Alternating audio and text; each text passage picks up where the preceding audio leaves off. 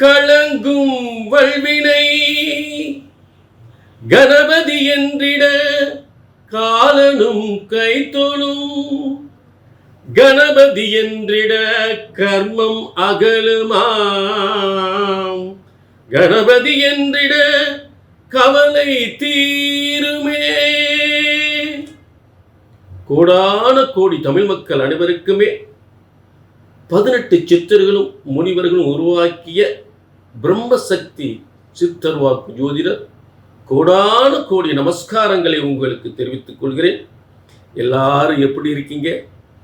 நிச்சயமாக சீரும் சிறப்புமுடன் சகல யோகங்களும் சகல செல்வங்களும் சகல ஐஸ்வர்யங்களும் பெற்று சிறந்த உயர்ந்த வாழ்க்கை வாழ வேண்டும். இப்ப உலகத்தில் ஒவ்வொருவருக்கும் ஒவ்வொரு விதமான யோகங்கள் உருவாக்கப்படுகின்றது. நீங்கள் உங்கள் வாழ்க்கையில் எப்படிப்பட்ட யோகங்களை இதுவரை அனுபவித்திருக்கிறீர்கள்? உங்கள் வாழ்க்கையில் இதுவரை ஏற்பட்ட யோகங்கள் என்ன? என்னென்ன யோகங்கள், என்னென்ன பாதகங்கள் அப்படின்னு உங்ககிட்ட கேட்டோம்னா, அதுக்கு உதாரணமா கடகராசிக்காரவங்க என்ன சொல்றாங்க அப்படின்னா, எத்தனை வேதனைங்க, எத்தனை வேதனை, கண்ணில் தண்ணி தான் வருது நினைச்சு பார்த்தா. எத்தனை வேதனை, எத்தனை சோதனை, அத்தனை வேதனையும் சோதனையை அனுபவிச்சாச்சு. எங்க வாழ்க்கையில் நல்ல நேரமே வரல, எங்களுக்கு என்னைக்கு தான் நல்ல நேரம் வரப்போகுது அப்படின்னு சொல்லக்கூடிய நிலை. அதே கடகராசிக்காரர், ஐயா 4 வீடு கட்டியிருக்கேன், 4 வீடு கட்டியிருக்கேன், ஒரு கல்யாண மண்டபம் கட்டியிருக்கேன், சமூகத்தில் எனக்கு ஒரு பதவி கொடுத்துருக்காங்க, என் வியாபாரம் நல்லா ஓடுது, சூப்பராக இருக்கு அப்படின்னு அதே கடகராசிக்காரர் சொல்லக்கூடிய ஒரு விஷயம். இதெல்லாம் என்னுடைய அனுபவத்தில் பார்த்த விஷயங்கள். அப்ப ஒரே கடகராசிக்கு, ஒரு கடகராசிக்கு இத்தனை துன்பங்கள், இத்தனை சூழல், கடனுக்கு மேலே கடன். இன்னொரு கடகராசிக்கு, அதே கடகராசிக்கு இன்னொரு கடகராசிக்கு சொத்துக்கு மேல சொத்து சேருது, காசுக்கு மேல காசு பணம் கொட்டுது. இது எல்லாம் பிரம்மனுடைய தல விதி, ஒவ்வொருவருக்கும் எழுதப்பட்ட தல விதி. எல்லாம் பிரம்மன் எழுதப்பட்ட தல விதி என்பது மாற்று கருத்தே கிடையாது. புரிஞ்சுட்டீங்களா? இப்ப காலச்சக்கர கிரகங்கள், ஒவ்வொருவருக்கும் காலச்சக்கர கிரகங்கள் அந்த காலபுருஷ தத்துவப்படி அந்த கட்டத்திற்கு உரிய அந்தந்த கட்டத்திற்குரிய காரியங்களை அந்த கட்டத்தில் இருந்து அந்தந்த ஜாதகருக்கு உரிய சரியான யோகங்களை, சரியான பாதகங்களை, சரியான யோகங்களை, சரியான பாதகங்களை சரியாகவே செய்து கொண்டிருக்கிறது. அவர்கள் கடமையை சரியாக செய்து கொண்டிருக்கிறார்கள். கிரகங்கள் கடமையை சரியாகவே செய்து கொண்டிருக்கிறார்கள். அந்த கட்டத்தில் அடிப்படையில், காரகத்துவ அடிப்படையில் அந்தந்த கிரகங்கள் யாருக்கு, எந்தெந்த ஜாதகருக்கு என்னென்ன யோகத்தை தரணும், எந்தெந்த ஜாதகருக்கு என்னென்ன பாதத்தை கொடுக்கணும் அப்படின்னு சரியாகவே அந்த காரிய கடமைகளை செய்து கொண்டிருக்கிறது. இது பிரம்மனுடைய தல விதி. இது பிரம்மனால் எழுதப்பட்ட ஜோதிட சாஸ்திரம். ஜோதிட சாஸ்திரம் என்பது பிரம்மனால் எழுதப்பட்ட ஜோதிட சாஸ்திரம். ஆக நம் தலையெழுத்தை பிரம்மனால் எழுதியிருக்கிறார். அதே பிரம்மன் தான் ஜோதிட சாஸ்திரத்தையும் எழுதியிருக்கிறார். பிரம்மனால் எழுதப்பட்ட ஜோதிட சாஸ்திரம் ஒருபோதும் தப்புவதில்லை, தவறுவதில்லை. புரிஞ்சுட்டீங்களா? என்னடா இது, ஒரு கடகராசிக்கு இப்படி, இன்னொரு கடகராசிக்கு இப்படியா? இது பிரம்மனுடைய விதி. அப்போ ஒவ்வொருவருக்கும் ஒவ்வொரு தலையெழுத்துன்னு ஒன்றை பிரம்ம எழுதியிருக்கிறார். அதை நீங்க எல்லாரும் புரிஞ்சுக்கணும். அத்தனை பேருக்கும் சொல்லப்படுகின்ற பொதுவான பலன். இப்ப நான் கொஞ்ச நேரத்துக்கு முன்னாடி சொன்னேன், ஒரு கடகராசிக்கு இப்படி, இன்னொரு கடகராசிக்கு இப்படி. அப்போ உங்களுக்குன்னு ஒரு தலையெழுத்தை எழுதியிருப்பார். அதை தெரிஞ்சுக்கணும் அப்படின்னா கீழே நம்பர் இருக்கு, ஒரு அப்பாயின்மெண்ட் வாங்கிக்கோங்க. நேரம் ஒதுக்குங்க, நேரத்தை ஒதுக்குங்க, ஒரு அப்பாயின்மெண்ட் வாங்கிக்கோங்க. காலம் ஓடிக்கிட்டே போகுது. காலச்சக்கரத்துல நாமளும் என்னென்னவோ மனசுல சுமந்துட்டு அப்படியே உருண்டுகிட்டே இருக்கோம். மனசு உருண்டுகிட்டே இருக்கு. மனசு பல குழப்பத்துல, வேதனையில, இது எப்போ நடக்குமோ, அது எப்போ நடக்குமோ, இது ஏன் இப்படி நடக்குது, இப்படி இது ஏன் இப்படி போகுது, அவன் ஏன் இப்படி இருக்கான், நம்ம குடும்பத்துக்கு ஏன் இப்படி நடக்குது, இப்படியெல்லாம் பல வேதனைகள் சோதனைகள்ல நம்ம மனசுல சுமந்துட்டே அலையிறோம். வேதனைப்படாதீங்க. கீழே நம்பரை நோட் பண்ணுங்க, ஒரு அப்பாயின்மெண்ட் வாங்குங்க, உங்கள் வாழ்க்கையில் தெளிவுபடுத்திக் கொள்ளுங்க. சரிங்களா? மீண்டும் நல்ல கவனிங்க, தொடர்வோம். அதே நேரத்தில் பார்த்தீங்கன்னா இப்போ தொடர்ந்து இந்த புரட்டாசி மாத பலன்களை தெளிவாக பார்க்க போறோம். புரியுங்களா? எல்லா ராசிக்குமே பார்க்க போறோம். புரட்டாசி மாத பலன்களை எல்லா ராசிக்கும் தெளிவாக பார்க்க போறோம். நீங்க கொஞ்சம் டிக் பண்ணாம பார்க்கணும். ஏன்னா பல நல்ல விஷயங்கள், என்னென்ன பிரச்சனை நடந்திருக்கு, என்னென்ன சரியாக போகுது, என்னென்ன யோகங்கள் மாறப்போகுது, என்னென்ன கிரக மாற்றத்துல என்னென்ன யோகங்கள் அனுபவிக்க போறீங்க, அதுக்கு என்ன பரிகாரங்கள், தெய்வ வழிபாடுகள் அப்படின்றத நம்ம தெளிவா பார்க்க போறோம். ஆக நீங்க என்ன டிக் பண்ணாம பாருங்க. புரிஞ்சுட்டீங்களா? ஆக எல்லா ராசிக்குமே இந்த புரட்டாசி மாத பலன்களை பார்ப்போம். புரட்டாசி மாத பலன்கள் வாழ்க்கையில் மிகப்பெரிய யோகத்தை புரட்டி போடுகின்ற 3 முக்கிய பெயர்ச்சிகள் ஆகின்ற ஒரு அற்புதமான யோகத்தை ஏற்படுத்துகின்ற புரட்டாசி மாத பலன்கள் மகர ராசிக்கு. மகர ராசி நேர்களே, ஒரு சிறந்த முக்கிய பெயர்ச்சியில் ஏற்படுகின்றது. முதலில் ஆரம்ப கிரக அமைப்புகள். முதலில் மகர ராசிக்கு தனஸ்தானத்தில் சனி ராகு, மகரத்திற்கு 6ஆம் இடத்தில் குரு பகவான், மகரத்துக்கு 8ஆம் இடத்தில் சுக்கிரன் கேது, மகரத்துக்கு 9ஆம் இடத்தில் சூரியன் புதன், மகரத்திற்கு 10ஆம் இடத்தில் செவ்வாய். இதுதான் ஆரம்ப கிரக அமைப்புகள். என்ன மாற்றம், கிரக மாற்றம், 3 கிரகங்கள் எப்படி மாறுகிறது என்று பார்ப்போம். முதலில் புதனாகப்பட்டவன், பாக்கியஸ்தானத்திலிருந்து புதனாகப்பட்டவன் உங்களுக்கு 10ஆம் இடத்துக்கு பயிற்சி அடைகின்றார். அதனுடைய காலம் புரட்டாசி 15 1/10/2025.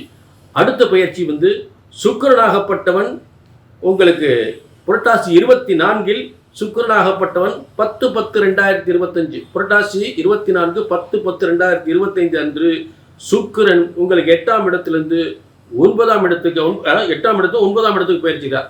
ஆக 9ஆம் இடத்திலிருந்த புதன் 10ஆம் இடத்துக்கு பயிற்சி அடைகிறார். புரிஞ்சுட்டீங்களா?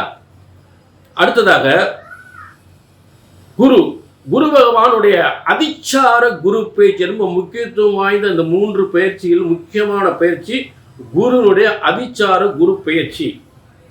6ஆம் இடத்தில் இருக்கக்கூடிய குரு பகவான் உங்களுக்கு நேர் எதிர்புறம் இருக்கக்கூடிய சப்தமஸ்தானத்தில். எப்பவுமே பார்த்தீங்கன்னா இந்த மகரத்துக்கு கடகத்துக்கு மிகப்பெரிய தொடர்பு இருக்கு. மகரத்துக்கு கடகத்துக்கு மிகப்பெரிய தொடர்பு இருக்கு. ஒருத்தர் ரொம்ப ஒரு கூட்டு தொழில் இருந்தாலும் இந்த ரெண்டு ராசிக்காரங்க கூட்டு தொழில் பண்ணால் மிகப்பெரிய ஒரு யோகத்தை அனுப்பாங்க. அப்படிப்பட்ட இடத்தில் குரு கடகத்துக்கு பயிற்சி அடைகிறார். மிதுனத்திலிருந்து கடகத்துக்கு அதிச்சார குருவாக, உச்சம் பெற்ற குருவாக பயிற்சி அடைகிறார். இது மகரத்திற்கு 7ஆம் இடம் சப்தமஸ்தானம். வெற்றி, பல வெற்றி, தொழில் வெற்றிகள், வருமான வெற்றிகள், முன்னேற்ற வெற்றிகள், கூட்டு தொழில் வெற்றிகள், உலக சாதனைகள், உலக வெற்றி, ஷேர் மார்க்கெட் வெற்றி. அதாவது 7ஆம் இடம் வலுத்து விட்டால் எல்லா துறைகளிலும், எல்லா கலைகளிலும், எல்லா தொழில்களிலும் சிறந்து விளங்கக்கூடிய ஒரு அற்புதமான ஒரு யோகத்தை ஏற்படுத்தும். அது குரு அந்த இடத்துல இருக்கும் பொழுது எங்கேயும் எதை வேணாலும் செய்யலாம். யாரும் ஒன்றும் செய்ய முடியாது. அதுக்காக எதை வேணாலும் செய்யலாம் இல்லை. உங்கள் தொழில், உங்களுக்கு முன்னேறக்கூடிய தொழில்களில், வருமானத்தில், முன்னேற்றத்தில் அனைத்திலும் வெற்றி பெறக்கூடிய ஒரு சிறந்த அமைப்பு. புரிஞ்சுட்டீங்களா? அது மாற்றமே இல்லை. இப்போ உங்களுக்கு 3ஆம் இடத்துல இருக்கக்கூடிய சனி, அதாவது 2ஆம் இடத்துல இருக்க சனி ராகு குபேர நட்சத்திரத்தில் இருக்காங்க. மகரத்துக்கு 2ஆம் இடத்துல இருக்கக்கூடிய சனி ராகு குபேர நட்சத்திரத்தில் இருக்கிறாங்க. அப்போ குருவோட நட்சத்திரத்தில் இருக்கிறாங்க.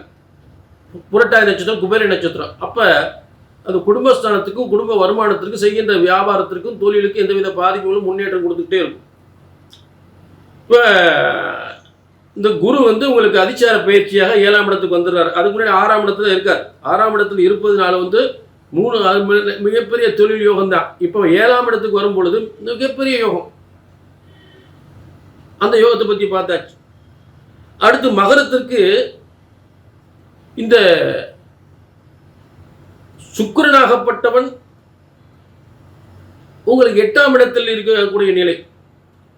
சுக்கிரன் கேது, அதாவது 5-10க்குரியவன், 5-10க்குரிய சுக்கிரன் 8ஆம் இடத்தில் இருக்கும் பொழுது சில பிரச்சனைகளை, தொழில் பிரச்சனைகள், வாகன பிரச்சனைகளோ, தொழில் பிரச்சனைகளோ, கணவன் மனைவி பிரச்சனைகளோ ஏதாவது ஏற்படுத்துறதுக்கு வாய்ப்புகளை கொடுக்கும். ஏன்னா 8ஆம் இடத்திலிருந்து சுக்கிரன் கேது இருந்து குடும்பஸ்தானத்தை குடும்ப வேண்டிய வருமானத்துக்கு ஏதாவது இடையூறுகள் இருந்திருக்கலாம். ஒரு முயற்சிகள் தடை இருந்திருக்கலாம். சுக்கிரன் கேது தான் வீட்டில் பெண்களுக்கு ஏதாவது பிரச்சனைகள், உடல் உபாதை பிரச்சனை, வயிற்றில் ஏதாவது பிரச்சனைகள், உடல் உபாதை பிரச்சனைகள், நியூட்ரஸ் பிரச்சனைகள் தான் ஏற்படும். இது சரி செய்வதற்கு பெருமாளை வழிபட்டுக் கொள்ளுங்கள், விநாயகனை வழிபட்டுக் கொள்ளுங்கள். பெருமானுக்கு துளசி மாலை, விநாயகனுக்கு அருகம்புல் விட்டு வழிபட்டுக் கொள்வது. சரிங்களா? ஆக இந்த சுக்கிரன் அவர் அங்கே கொஞ்ச நாள் தான் இருப்பார். அடுத்து வந்து இந்த புரட்டாசி 24 வந்து சுக்கிரனாகப்பட்டவன் உங்களுக்கு 9ஆம் இடத்துக்கு மாறுகிறார். 9ஆம் இடமான கன்னி ராசிக்கு மாறுகிறார். அப்போ கன்னி ராசியில் இருக்கக்கூடிய புதனாகப்பட்டவன் அவர் எங்கே வந்துடுறாரு? புரட்டாசி 15 இங்கே வந்துடுறாரு. 9லேருந்து 10க்கு வந்துடுறார். மகரத்துக்கு 9லேருந்து 10க்கு வந்துடுறார். 9லேருந்து 10, 9ஆம் தேதி 10க்கு வந்து என்ன ஆச்சு உங்களுக்கு? தர்ம கர்மாதிபதி யோகம். ஆக மேலே அந்த இடத்துல 4-11க்குரிய செவ்வாய் அந்த இடத்துல இருக்காரு. 4-11க்குரிய செவ்வாய் வந்து 10ஆம் இடத்துல இருக்கார். ஆக 4ஆம் அதிபதியும் 11ஆம் அதிபதியும் அந்த 10ஆம் இடத்துல தொழில் வெற்றிகள், முன்னேற்றங்கள் பெறக்கூடிய இடத்தில் ஏற்கனவே இருக்கார். பூமிகளாலும் பதவிகளாலும் முன்னேற்றத்தாலும் கல்வியாலும் பல உயர்வுகள் பெற்று பல முன்னேற்றங்கள் அடையக்கூடிய இடத்துல இருந்தாலும் இப்போ புதன் மேலும் அந்த இடத்துல வரும் பொழுது 9ஆம் அதிபதி 10ஆம் இடத்திற்கு வந்தால் தர்ம கர்மாதிபதி யோகம், புதிய பதவிகளை, புதிய பதவி உயர்வுகளை பெறக்கூடிய யோகம், பல முன்னேற்றங்களை அடையக்கூடிய யோகம். 9ஆம் அதிபதி 10ஆம் இடத்திற்கு வந்தால் புதிய பதவி, தர்ம கர்மாதிபதி யோகம், தலைமை தாங்கும் தகுதி, புதிய பொறுப்புகள் இருக்கக்கூடிய யோகம். புரிஞ்சுட்டீங்களா? ஆக இந்த குரு வந்து அதிச்சார பயிற்சியாக 7ஆம் இடத்தில் வருவதும், சுக்கிரனாகப்பட்டவன் 8ஆம் இடத்திலிருந்து 9ஆம் இடத்துக்கு பயிற்சி எழுவதும், 9ஆம் இடத்தில் இருக்கக்கூடிய புதன் 10ஆம் இடத்துக்கு பயிற்சியும் அதாவது பரிவர்த்தனை யோகம் ஏற்படுவது. சுக்கிரன் வீட்டில் புதனும், புதன் வீட்டில் சுக்கிரனும், சுக்கிரன் வீட்டில் புதன், அதாவது 9ஆம் இடத்தில் இருக்கக்கூடிய புதனாகப்பட்டவன் 10ஆம் இடத்து துலா ராசிக்கு போயிடுறார். சுக்கிரன் 9ஆம் இடத்துக்கு வந்துடுறார். சிம்மத்திலிருந்து 8லிருந்து 9ஆம் இடத்துக்கு வந்துடுறார். ஆக இது வந்து பரிவர்த்தனை யோகம். ஆக ஒரு பெயர்ச்சிகள் வந்து ஒரு பரிவர்த்தனை யோகமும், குருவின் அதிச்சார குரு பெயர்ச்சி யோகமும் மகர ராசிக்கு மிகப்பெரிய செல்வ யோகத்தையும், பதவி யோகத்தையும், தொழில் யோகத்தையும், முன்னேற்றங்களையும், கல்வி யோகத்தையும் அள்ளித்தருகின்ற ஒரு புரட்டாசி மாத பலன்களாக சிறப்பாக அமைந்திருக்கிறது. புரிஞ்சுட்டீங்களா? ஆக இதில் வந்து மகர ராசினியர்களே பொது பலன். என்னங்க அப்படி சொல்கிறீங்க? ஆனால் எனக்கு உண்மை நடக்கலையா அப்படின்ற ஏதோ வேதனைகள் இருக்கலாம். ஆக உங்கள் தனிப்பட்ட ஜாதகத்தில் ஒரு திசா புத்திகள் என்ன நடக்குன்னு பார்க்கணும். இங்கே பலன் நல்லா இருக்குது, சிறப்பாக இருக்குது. ஆனால் உங்கள் தனிப்பட்ட ஜாதகத்தில் எனக்கு அது நடக்குங்க, அப்படி சொல்கிறீங்க, இப்படி சொல்கிறீங்க, எதுவுமே நடக்கலையாங்க, சரியில்லையாங்க அப்படின்னா உங்கள் தனிப்பட்ட ஜாதகத்தில் மோசமான திசா புத்திகள் நடந்தாலும், இல்லை ரொம்ப நாள் நீண்ட நாளுக்கு அது நடக்கலை இது நடக்கல வேதனைப்பட்டீங்கன்னா கீழே நம்பருக்கு நோட் பண்ணிக்கோங்க. ரொம்ப நாளாக ஒரு பிரச்சனை இருக்குது, கல்யாணம் முடியல, வேலை கிடைக்கல, குழந்தை இல்லை, தொழில் பிரச்சனைகள், கடன் பிரச்சனைகள், இந்த மாதிரி இருந்தால் இது கண்டிப்பாக உங்கள் தனிப்பட்ட ஜாதகத்தை பார்க்கணும். கீழே நம்பருக்கு நோட் பண்ணிட்டு ஒரு அப்பாயின்மெண்ட் வாங்கிக்கோங்க. தெளிவாக திரும்ப திரும்ப ஜாதகத்தை தூக்கப்படாது. புரிஞ்சுட்டீங்களா? ஆக மீண்டும் ஒரு நல்ல நிகழ்ச்சியை சந்திக்கும் வரை உங்களிடமிருந்து விடைபெறுவது 18 சித்தர்களும் முனிவர்கள் உருவாக்கிய சித்தர் வாக்கு ஜோதிடர் பாலசித்தர். நன்றி, வணக்கம்.